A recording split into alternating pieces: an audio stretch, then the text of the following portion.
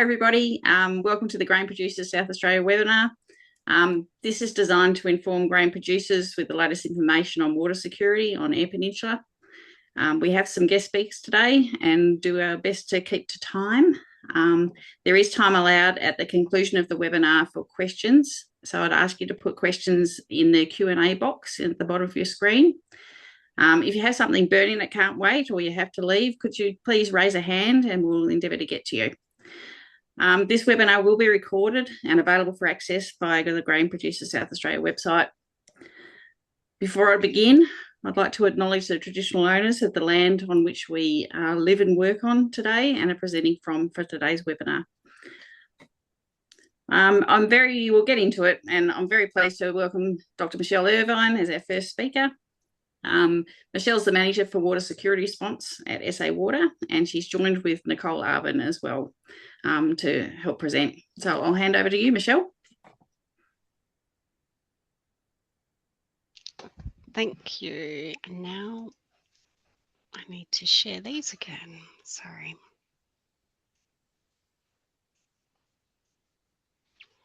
Right. Can everyone see the slides?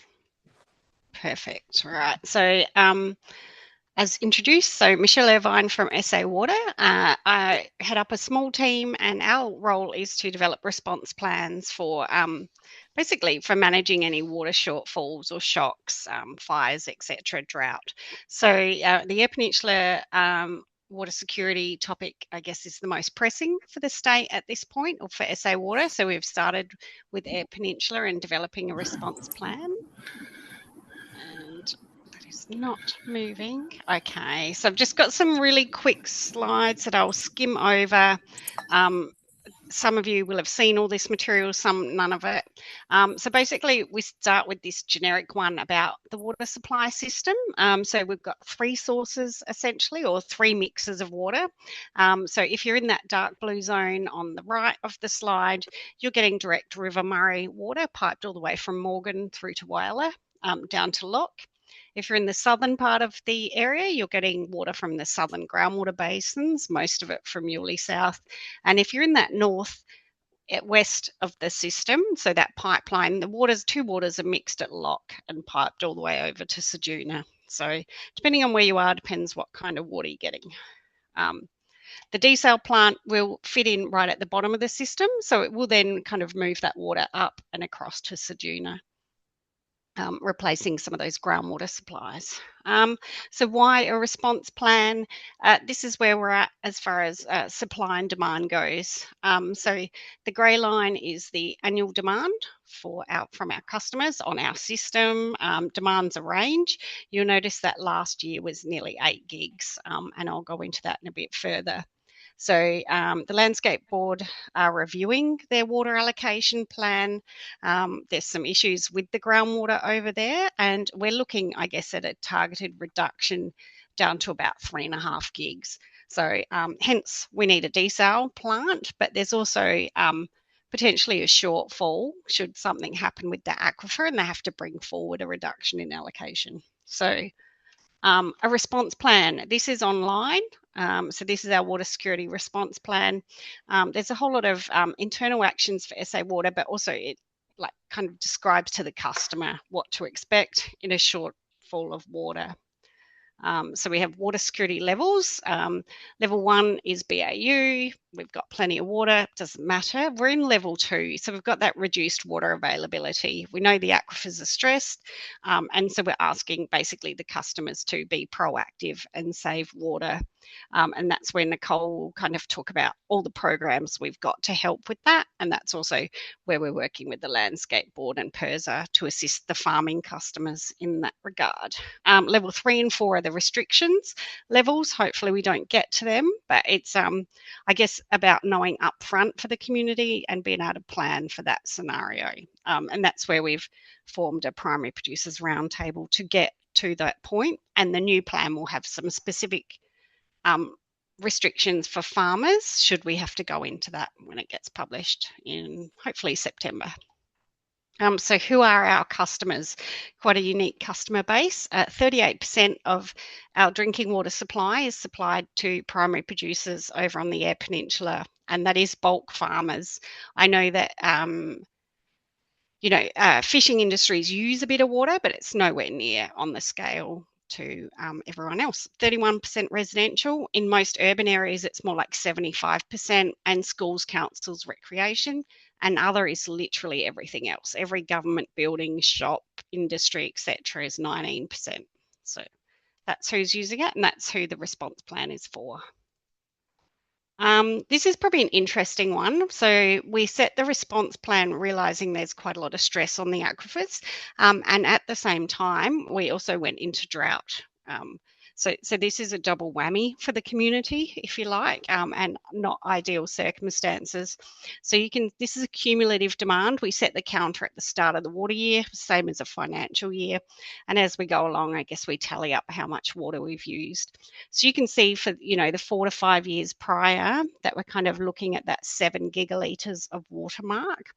And then last year, 8.2, and this year, 7.8, and we're probably going to land slightly above that 8.2. So this is the effect of dry conditions. It means people's dams and tanks run out and they start tapping into the supply.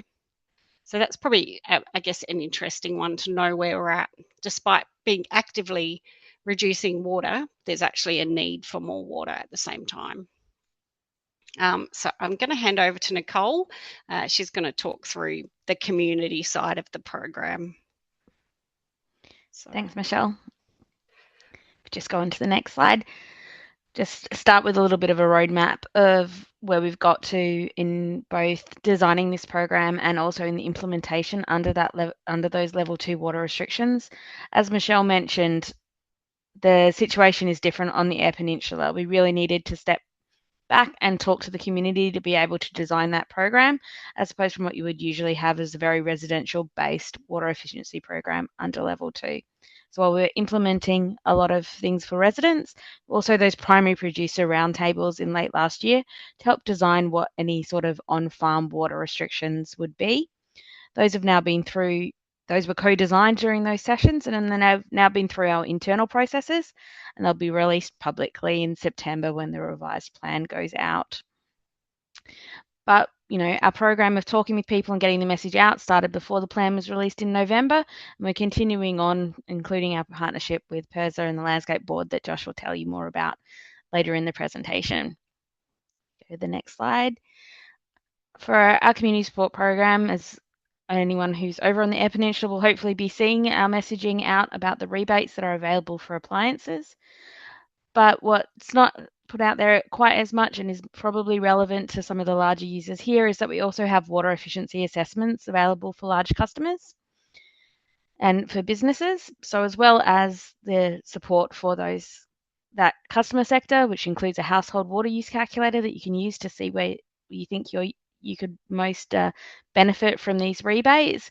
We've also had the campaigns going out to the different rural areas, a community roadshow that went around earlier in the year, and they'll be back again later in the year, and our school education program that's been targeting messaging to the primary school students about your unique system over on the Eyre Peninsula and as Michelle showed with the groundwater and desal and how it all fits together to be able to get those messages out.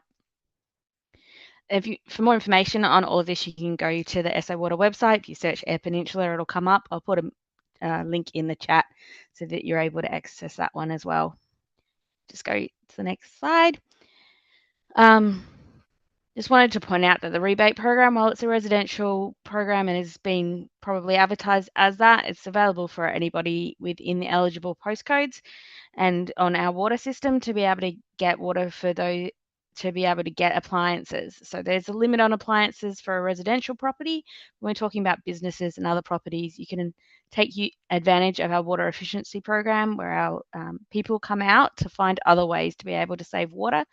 And then there will be programs to be able to get additional devices or upgrades that are required through a business rebate program that we're putting in place. It's also going to be expanding out to include smart meters and a co-contribution for that, which will also be available for farms as well. As well as those programs, those are our SA water programs, but there's also, like to point out that there is also on-farm drought infrastructure rebate scheme through PIRSA that is able to fund many of the larger water efficiency actions that could be taken on farm, and some of those actions will be described by Josh later in the presentation. Thank you. Thanks, Nicole. Well, I think we'll just keep going and go through the presenters and then have questions at the end, if that's okay. So at this stage, we have Josh here, Josh Telfer. He's from PIRSA, and I'd like him to talk about the programs that are coming through, if possible.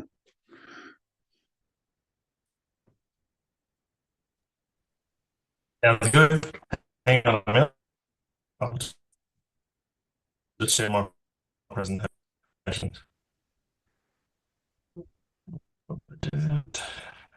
Gosh, your mic's a bit. You guys see my presentation? I can't see your screen yet, but your mic's a bit lagging as well. Oh, delightful.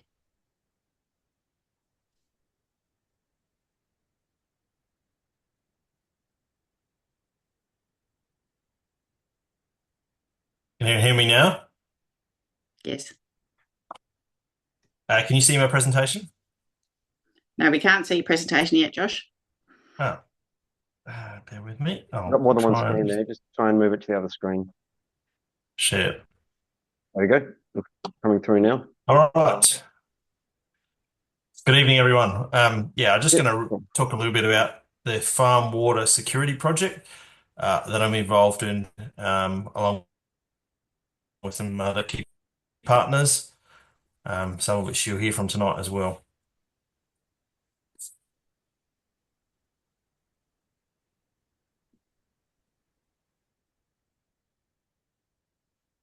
Just picking up on some stuff that Nicole and Michelle have already mentioned, how estimate about 38% of the SA water usage on EP is related to ag stuff. And I did a little bit of work trying to model out what sectors might be contributing to this, obviously around livestock and cropping is the main games over here. Obviously the bit of other on-farm use. And just as a bit of a side note, if I take all the different crop types, and we've started to be able to get enough satellite imagery to sort of model that a little bit, and then we apply the sort of average water use per crop type from sort of GRDC figures, we can sort of get some figures around what the estimated water use for crop spraying is. And that comes around 56 megalitres, using sort of average industry figures. And then we go around to the same thing, and you can see the distribution in the top right. That's a pulse distribution, but I've sort of done that for all the different major crop types and sort of put them all together. And you can just sort of see these are 2021 figures, so starting to get a bit older now, but they represent a reasonable distribution. Obviously, as we get into more lentil production, particularly in the northern part of EP, this potentially change. But just as a comparison to the livestock distribution, with sort of pretty conservative water consumption use, you can see the livestock consumption is still a fair bit higher than the cropping space, but also different requirements for water quality as well for obviously spraying. And I'm talking to grain producers tonight, so I'm not telling you something you don't probably know already, but it just gives you a little bit of a comparison between these different sectors. Coming into the project objectives, it's really to work on some different sectors to really improve farm water security. So if we can enhance our capture, so this is through things like sheeted catchments and other techniques like graded catchment to try and capture more water into our surface catchments particularly. And then linked to those is the storage options, better tanks, better dams, and hybrid systems like trench storage. We also want to increase our utilisation, so potentially up treatment of turbid water for high quality water use, like spraying, and even this extends to using desal type on farm stuff linked to some groundwater resort, like generally brackish to sail on groundwater. Can we then use this as a resource as well? And then the other bow to our string, I guess, is trying to enhance this distribution and monitoring systems, including leak detections and automated systems, but also just making our systems work better so we get less leakage. I guess our objective, there's been agricultural water security projects before. Often they tend to focus on places that are trying to be water independent already because they're off the SA water network. I guess the key difference in what we're trying to do in the moment is focus on places that actually are on the SA water network, but we really want to reduce agriculture's net take off the whole system. You saw it that it's the largest sector there. And I give us a comparison looking at these different points here. We really want to move as much from number 3, where we got farmers who are relying on SA water, not just for supply and security, but this is their complete water come from SA water. Whereas probably in level 2, we've got farmers with some level of water security, but so water supply, but relying on SA water for security. And the more we can move from 3 to 2, the better off we'll be, because that'll take the pressure off, particularly the groundwater aquifers who are, multi-year sort of takes from water there. And we're not saying farmers need to be water independent like the guys up the top, who often have to cart from the SA water system anyway. But if we can, the more we can get independence and resilience, the better off we'll be. It's sort of where if that makes sense. So some of the activities our project is hoping to do is develop and sort of compile different fact sheets and resource materials. There's a lot of material out there. Some of it has been done in Eyre Peninsula and some of it hasn't. Our scope is to try and cover all those different aspects I've just mentioned, as how it relates to Eyre Peninsula, and also the water quality survey, which sort of hoping to mirror an approach done in Western Australia, where they look at different water resources and the quality components in that and how it relates to water use. But it's also designed to really talk to farmers about water, where it comes from and what you can do with it, given those different water uses. And we're hoping to bring some other water experts into the region and look at infrastructure and how we can do things differently, and just learn from other regions as well. That's just a couple of examples. Those that have been in this space for quite a while will probably seen something like this before. Large sheeted catchments, so you can essentially capture almost everything that falls on there, as opposed to probably the more traditional either natural catchments or graded catchments, which still require significant falls to get inflows into water catchment infrastructure. But I just put these up as a bit of a variation. The cool thing about some of these is they're not in traditional dam areas, not traditional surface catchment areas, and we can really push into those dune swale type landscapes, which we do have a lot on EP, to really take the pressure off our network, because a lot of these areas would have traditionally taken a majority, if not all, their water from SA water net pipelines.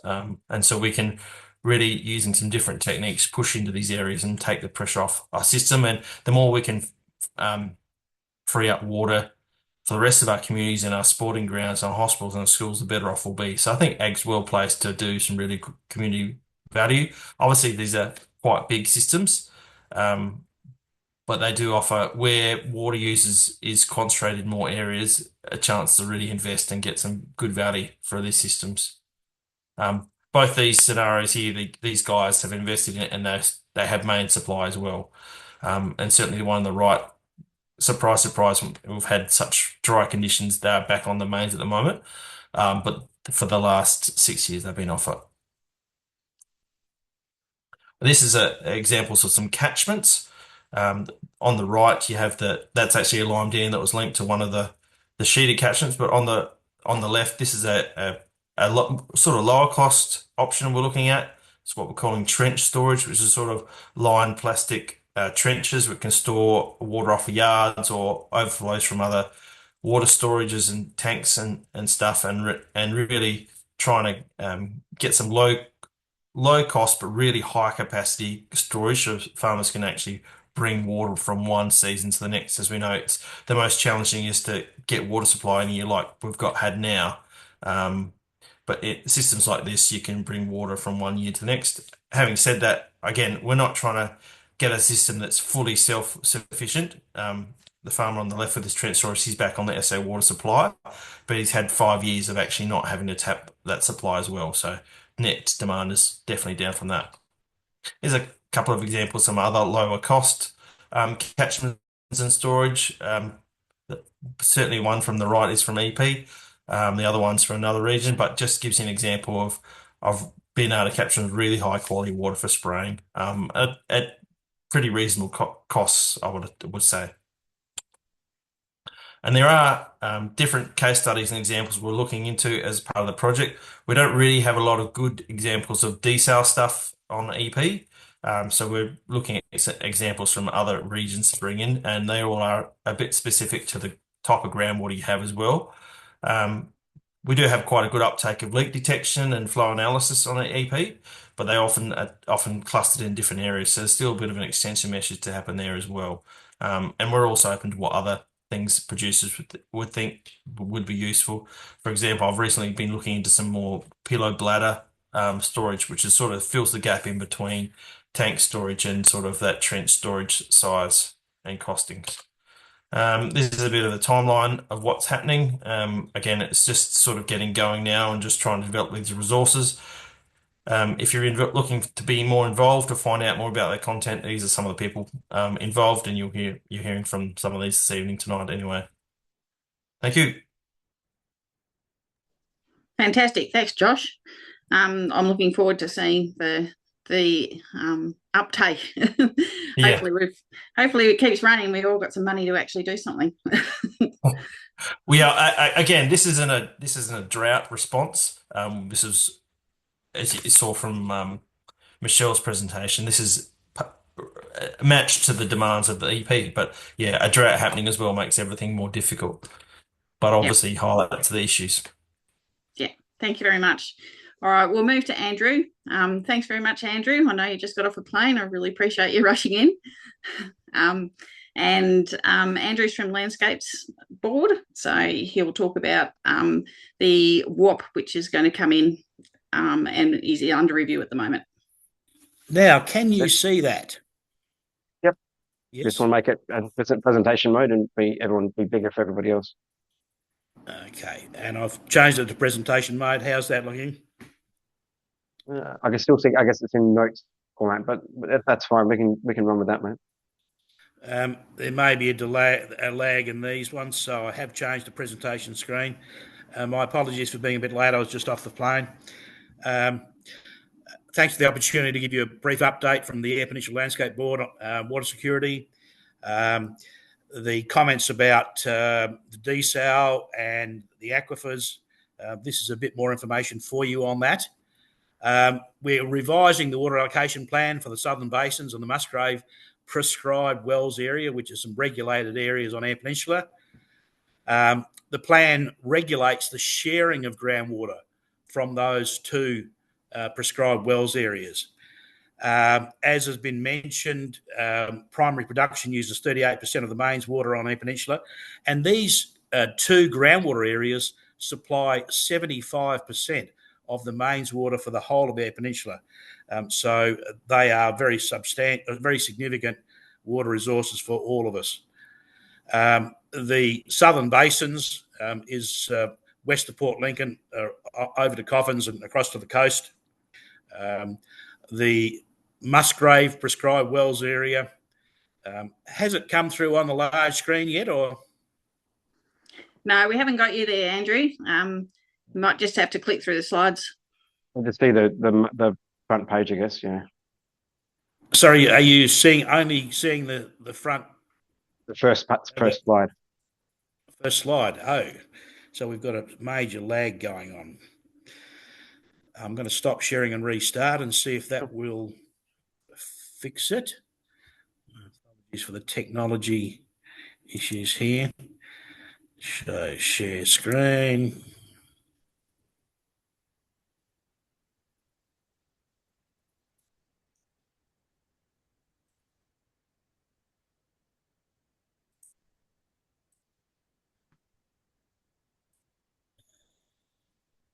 Well, while Andrew's getting that sorted, I'd just like to actually say thank you to all the participants here, but also say thank you to the broader sort of agricultural community that's been involved in this primary producers roundtable. It's actually been a very good example of how consultation works efficiently and works well when everyone's involved from the start. There's an issue of water security on Eyre Peninsula, and it's going to take everybody to contribute to try and solve that issue eventually.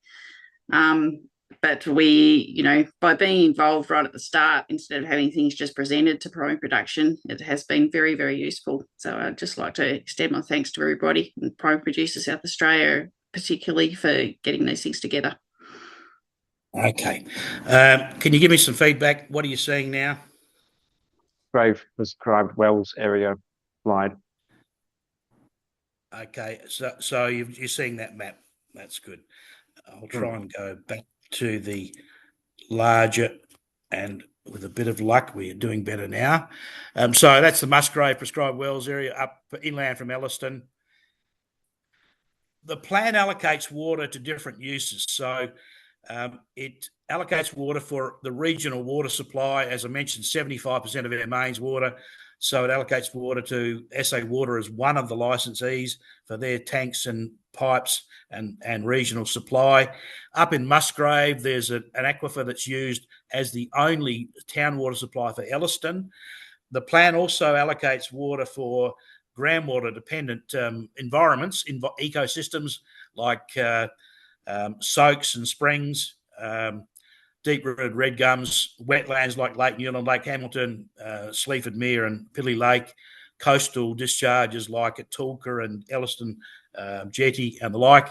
So the environment does rely on groundwater, and we do allocate a share to that. It does also allocate water for stock and domestic, which is unlicensed. And it allocates water to other licensees, for example, the mining sector and aquaculture.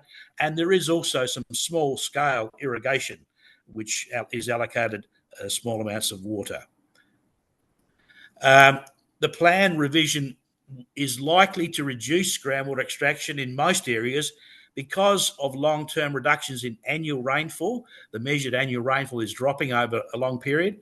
Some indications that when we do get rain, we're not getting as much of it getting down into the groundwater. And these aquifers are based on local recharge from local rainfall. The groundwater doesn't flow into the region from elsewhere. It's from local rainfall. There's increasing risks of salty water underneath the fresh aquifers being drawn in if the water levels drop too far, and the groundwater levels in these aquifers that are being pumped from are dropping. Hopefully you're seeing a slide now, and the left-hand side is the annual rainfall as an example from one of these Andrew, locations. I think if other people watching the same thing I am, we're still stuck on Musgrave. We haven't changed slides. Oh, no, so it's not going through. I'm going to go out of presentation mode in case that will... Okay, yep, that's done. Something was that title. Now you're moving things. Yep, the plan allocates water to different uses. Yep, I can see that. Okay, all right. I'll stay out of presentation mode. Sure. It seems to be, and as I mentioned, these things are coming at us. The left-hand side diagram is annual rainfall. The hard blue line is showing that the long-term trend is downwards. Back when we were getting wet years, we saw some groundwater levels rise, then they dropped again. The most recent wet years, some time ago, we did not see as much rise, so we're thinking maybe that we're getting smaller rainfall events where there's more losses to evaporation, and we're not getting as much going back into the groundwater. In coastal areas, some of the seawater does come in under the land through sand and gravelly and limestone karst features. And this slide, if hopefully you can see it, there's a red lens from the left-hand side coming in. This is a cross-section from the coast going inland around Elliston. And on the left-hand side of that bottom diagram in colour, there's a red patch which is seawater coming in underneath, which was recently drilled to confirm that. So we have got those risks of seawater coming in.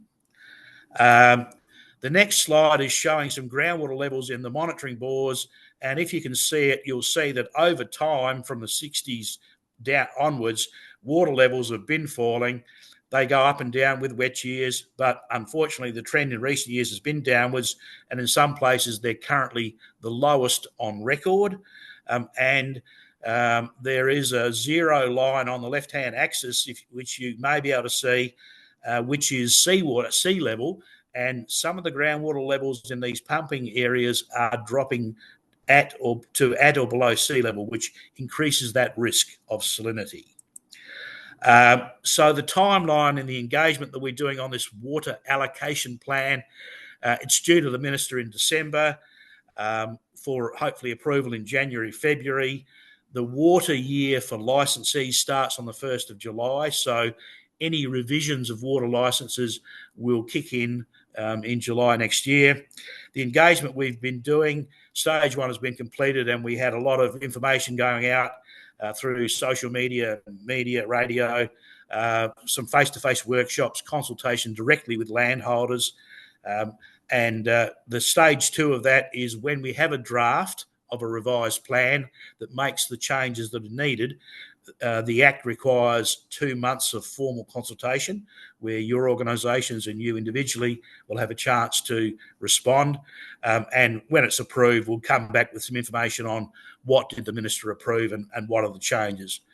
The final slide is what other actions the Eyre Peninsula Landscape Board has been involved with in regards to water security.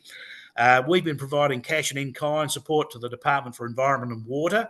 They're doing some science projects to generate some of the numbers we need to put into the water allocation plan, and investigating things like that change in whether we're getting the same amount of recharge. And also that seawater intrusion, some of that work is being co-funded by the board. We are addressing water sharing through our water affecting activity permits.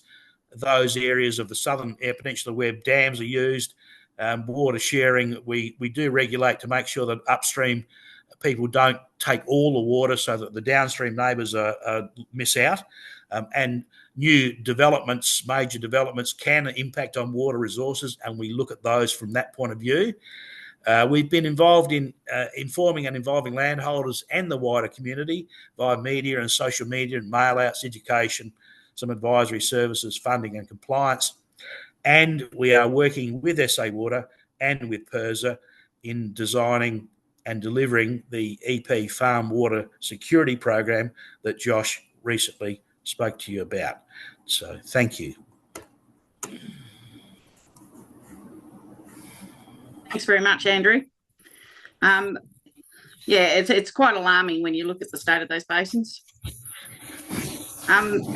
We have here also Bill Long from Eyre EP. I've asked Bill to come along.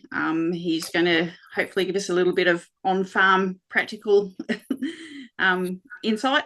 So over to you, Bill.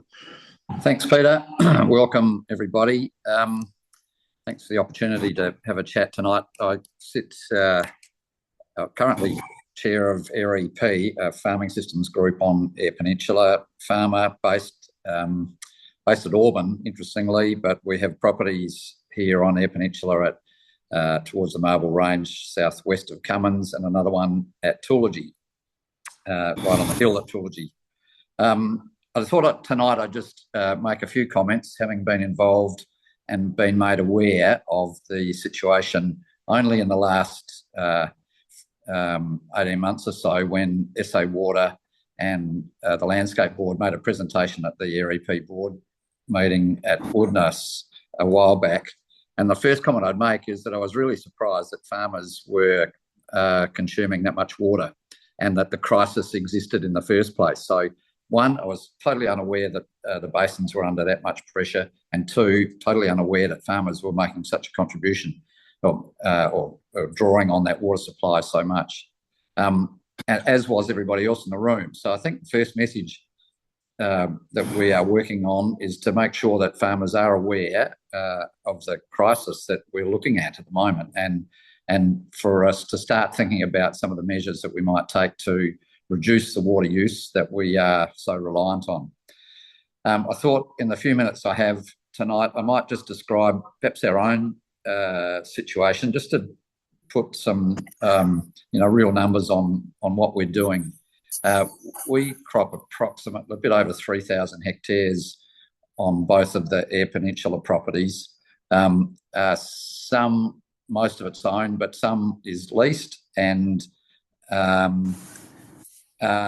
we have on the Cummins property, we don't have a meter, so we're totally reliant on rainwater and a soak to provide water for stock that we ran. And I'm pleased a couple of years ago we made the decision to get out of livestock. We would have been carting water this year without a doubt to keep stock alive. Dams have dried up, there's been no water available, and we would have had to cart from our supplier Toology, which is would have been a painstaking problem for us. Ultimately, we would have had to destock anyway. So, in a sense, we dodged a bullet there, but for other reasons, got out of livestock, not just the water issue. But anyway, being exposed to this has made me think about the amount of water we use in our spraying operations, and to make me look around the farm and think about what systems I have in place to capture water, to monitor water, and what improvements I could make to actually improve the capture and utilisation of that water more efficiently. So I just want to mention a few of those fairly briefly, and maybe we can open it up for questions after that. The first comment I'd make is that we were fortunate. We built a large machinery shed at the Cummins farm only a few years ago, and attached to that a 250,000 litre tank that is currently empty. Given the rains, it's a large shed. It's a 36 by 45 metre shed, something or thereabouts. So the catchment area on that is about 1,680 square metres, 400 mil rainfall. That says we ought to be able to capture something like 600,000 litres off that shed and fill that. But we can fill that tank 2.5 times. When it's a drought, though, we still don't have enough water. So we have been reliant on the soak that we have, which supplies us with a good supply of water, but the quality for spraying is less than ideal. It's great stock water, but we do have to treat that water with a bit more ammonium sulfate to try and make it the herbicides we use with that water compatible and make sure we've got efficacy. So that's one property. So I can't apply any smart meters to that because I haven't got one. The Toology farm is the larger of the properties. We're totally reliant on SA water supply for that. Shane Oster from the Alpha Group, and I think you're online, Shane, I saw it, so you might have a comment here, but when we bought this property and a previous property we owned, we put the leak detection units on, and I'm very pleased that we did. So that is one of the things I'd encourage growers to do. And chatting with Shane today and previously, I believe there's something like maybe 1,000 leak detection units, and maybe, I think SA Water guys can correct me, but I think there's something like 2,100 metres on Eyre Peninsula. So over, not quite half are covered by these leak detection units. The point I want to make is I'm happy to put those on farms I own, but I have 3 metres on a lease block that I don't own. So I've been reluctant to actually go and spend that money on a leak detection unit on a property I don't own. Given the crisis and given the cost of them, and they are cheap, they're, again, checked in with Shane today, correct me if I'm wrong, mate, but $1,595 for the metre, and there's about a $280 fee annually to get the report in daily to tell me how much water I'm using off that meter or whether it's leaking or not. To me, and I've had big leaks on some of those meters, I've had let go, no way of monitoring them apart from just driving past and seeing that they're leaking. And only a year and a half ago, I had 1 metre let go. I wasn't even aware we had on that lease property. And was presented with a bill of $2,500. So a leak detection unit, I may as well have paid for it on a lease block. And I think we just need to take some leadership in that. I'll certainly have a chat to the landlord on that one, but I think it's a no-brainer for me to take the step and apply those sort of systems to make sure I'm protected and that we can do something to reduce that leakage and wastage in those circumstances. But I couldn't encourage people to use them more. They really are a valuable resource. Just wandering around the farm, having a look at what I could do. I've been patching up some gutters, but I've been thinking about how else we might capture some water and use some water. I like the ideas that have been presented by Josh previously about, water catchment systems using plastic, etc. And that might be an option for us in the future. We use a lot of silo bags, and I'm curious as to whether I can use those use silo bags and put them down and use them to sort of capture water as a cheap option.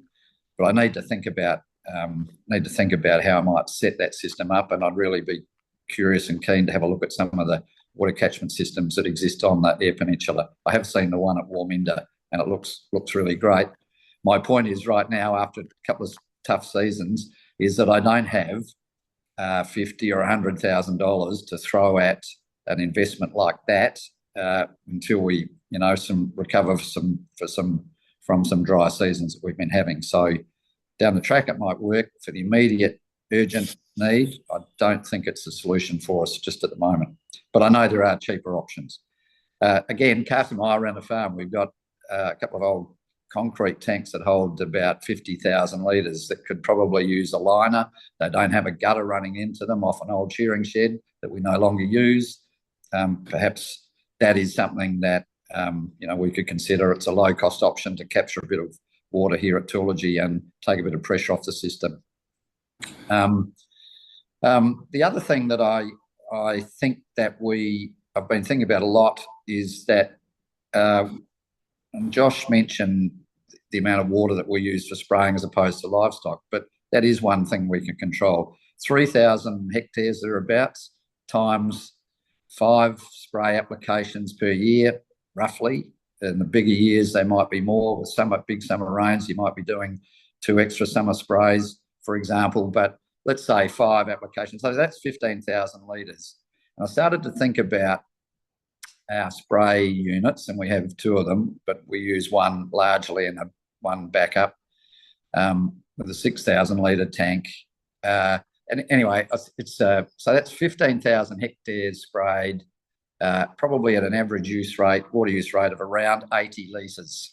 Now, I'd adjust that up and down depending on the job I do, but I started reflecting on the water rates that we have used in the past, and gradually they've snuck up. We've been encouraged as a farming community to increase water rates to improve efficacy of our spray applications.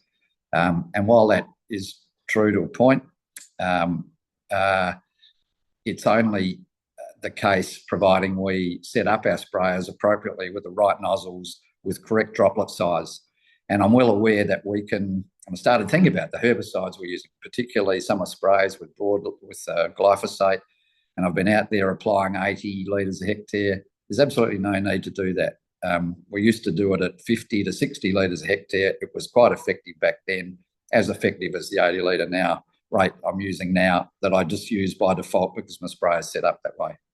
So there is opportunity for all cropping farmers, I'm sure, to reduce water rates by the order of 10, maybe 15%.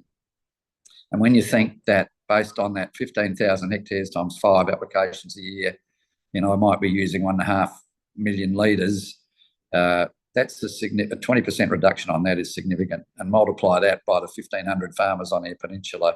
That's a big number and worth thinking about. So I'd encourage farmers, industry to be talking to their agronomists, their chem suppliers, talk to them about water rates. I've spent 30 years in the game of providing advice to farmers. We talked about water rates to some extent. We ran plenty of workshops over the years talking about sprayer setup and droplet size and nozzle selection and those sorts of things to make sure we were getting the best coverage and best results from the herbicides we were using. I think we could revisit that and easily trim, a significant amount of water that we use without reducing any efficacy at all. So there are probably a couple of the things that I think farmers could apply easily and effectively, with a view to taking on some of the opportunities that have been presented to us with the rebate schemes, with tanks, water use, etc. So to me, a $5,000 grant, 75% on a $5,000 grant, I could easily spend on water meters, or smart meters, making sure that we don't lose any more water. And for a small amount of money, a liner and a tank, a bit of guttering, etc., that is in the reach of most farmers, I believe, even under the current drought circumstances and tight cash flow. I'll leave it there. Thanks very much, Bill. Yeah, I'm a big advocate as well for water meters. We've been using them for many, many years now, and they've saved us dollars every time we've, put one in. So it's well worth doing. As you said, a no-brainer. Okay, we'll open for questions now.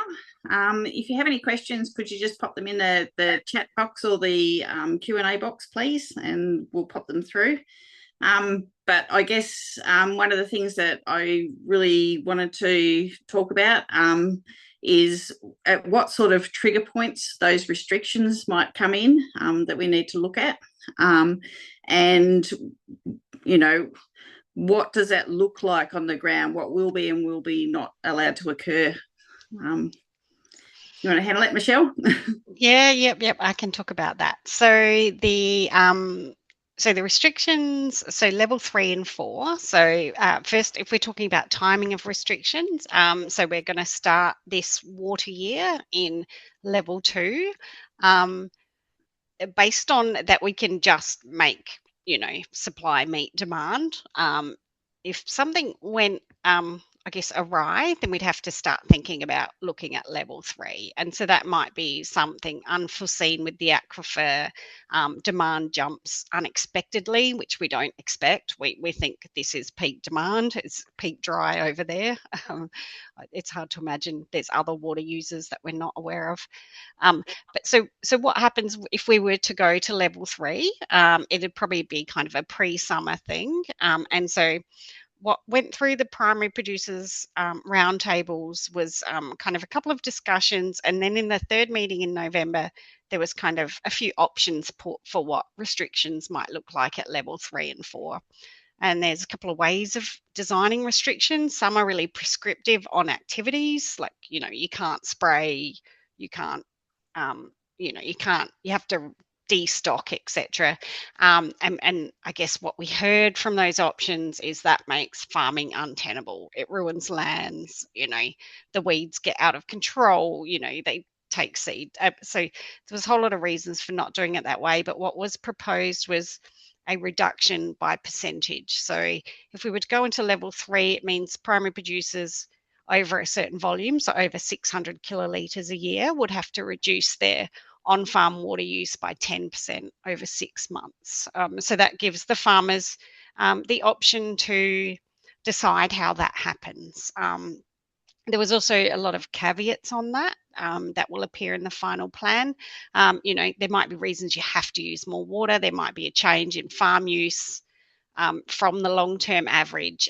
So we kind of built all of those into it as well. And then the only thing that changes between level 4 is that percentage increase to kind of 30%. So level 4 is the oh crap, we're really out of water stage. And so we don't really ever envisage getting there, but it is in there as a catch-all. So yeah, so it's been through both the ministers, and I'm just waiting for it to push through cabinet in July for it to be published. But yeah, so those at that round table, it was pretty good exercise actually to find out what the customers are using water for, and actually trying a new way of managing restrictions. I'm still really hopeful we don't have to use them though. So okay, is that... Yeah, that's fine. So what I'm hearing is that It's not quite set as yet, but we're looking at an overall reduction of 10% for farmers on level 3, and there'll be lots of caveats to make that workable. Yeah, that's right. And the other recommendation is, so it's over a long-term average, a 5-year long-term average. You can either keep all your meters separate or lump them all together. So you might have 3 farms, but you could choose to reduce water on one and continue operating the others. It would be on that balance. So there was kind of designed to allow maximum flexibility. And so the other restrictions are pretty much what everyone's seen before in a drought. This is just a new version of that. Okay, now we have an extra question. How much capacity is there in the Kimber Lock pipeline to take the pressure off the basin? None. So when you look at that demand graph that I showed you, and it showed, so if we're using 7 gigs of water and we're sweating the asset, the most we've ever pulled through is kind of 1.7 gigs of River Murray water. So we're actually constrained by the pumps and the pipe capacity. But as demand has increased, we've actually managed to increase that volume quite significantly. I don't know, Nicole, do you know the number? Was it 2? It was quite a lot. Yeah, it's just under 2 gig. Yeah, just under at the moment. Gigs. So it's pushing as much as we are able to. Yeah. Our operators are doing a very good job of trying to get as much as we can over there. Yeah. And that the option of doubling the pipeline or even upgrading it was actually costed in the original.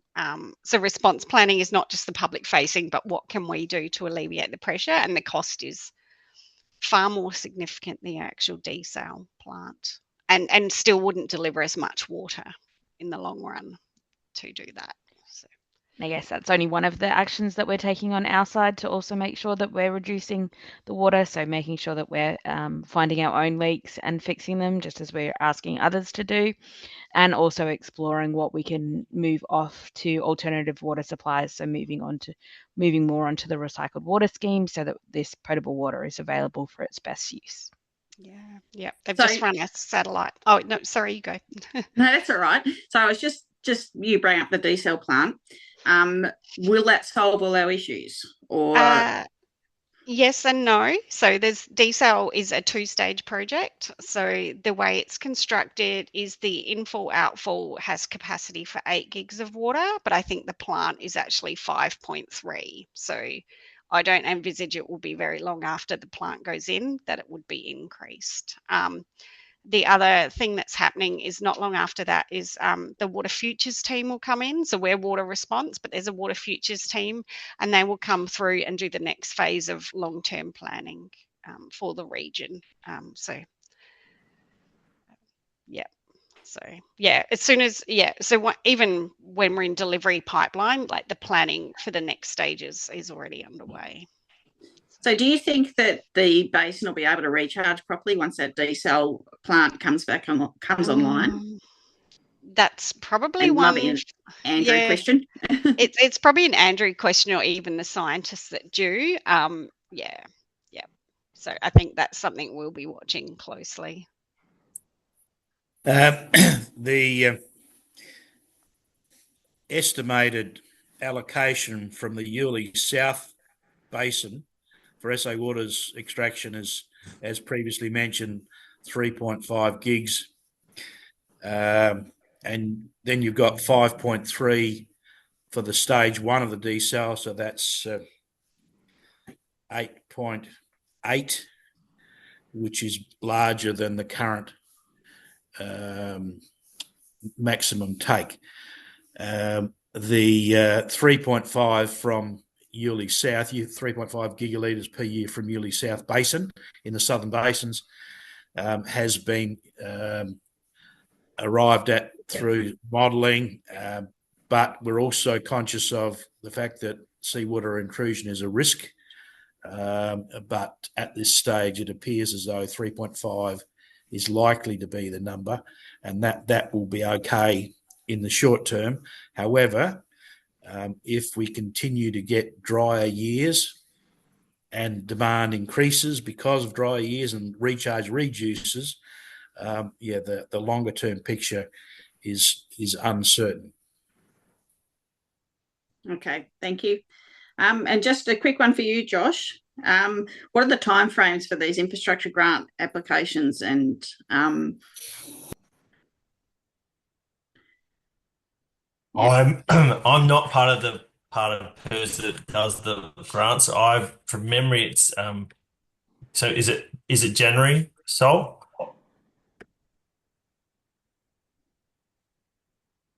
But yeah, maybe check the websites. That's smarter. It's not ongoing. It'll be sometime in the new year, I think. No, I'm sorry. I probably rephrase that. So I'm talking about the water security plan that you're going to put in. Oh, sorry. Yep. Yep. Initially, it's over the next couple of months. It really remains to be seen how that program rolls out and how we work with our partners to keep it going. It's a short answer. So in the short term, we've got a plan through to sort of September, but obviously this issue is not going away either. So it's probably the correct answer. So we sort of got programmed activities through to September and October, but just trying to respond to see how those goes and what other needs there are or knowledge gaps that develop. Excellent, thanks. And I actually do have good news on the infrastructure grants. PIRSA have really upped their ante, and they're being processed very quickly now. So everyone should have heard that's really put an application in at the moment. Okay, is there any other questions for anyone? Peter, I have one. Are those grants likely to be oversubscribed, and will there be a preference for Eyre Peninsula farmers given the water restrictions are likely to apply to us before anywhere else? Given that I don't think there'll be a preference, given the fact that we have a statewide drought and there's a lot of areas more affected than the Eyre Peninsula at the moment, and these infrastructure grants are a drought response. However, at this point, there is no funding limit on those grants. We can only say that at this point, there is no funding limit. And until we're told otherwise, that's the way we go. At this point, they're open until January next year. So, right. All right. If that's everything, I think we'll wind up there. Thank you very much, everyone, for participating, and those who got online. And we'll view later. Thanks very much. Thank you. See you later, everybody. Good night, everyone.